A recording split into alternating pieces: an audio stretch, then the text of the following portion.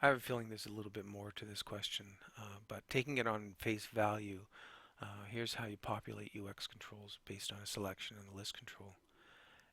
So let's just see how this runs. So our UX gets rendered and our first control information is placed in there.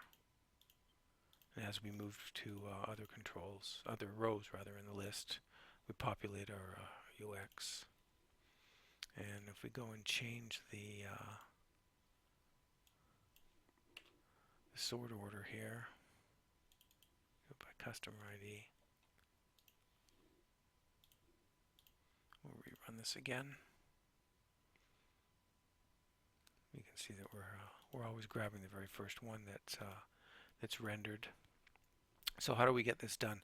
We're using all the functions that Alpha gives us, all the facilities. So here's our list control, and we just populate our UX with controls from the same table. So getting into list control, what I'm going to do is go. Oh, the important thing here is that the field list must contain all the fields that you're interested in populating on the UX. They don't all have to show. I'm only showing 4 of them, but they've got to be in this. They've got to be in your data source. List properties also has to have allow null selection turned off. That can't be on. Because we are automatically, in a sense, we're automatically selecting a record row from the list.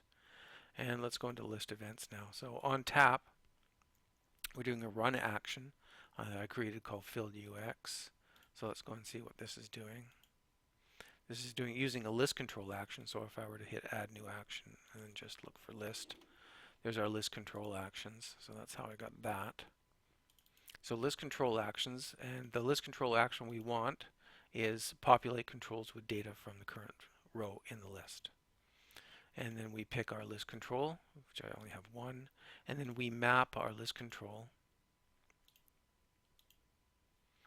So all of my list control columns were already displayed. All I did was click on auto map fields and everything filled in for me. Save. Now I put this into the onto the list event called on tap.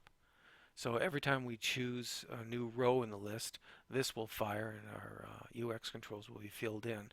But how do we get this to be automatically done? Well, there's a couple of ways you can probably get that done, but so this is just one way.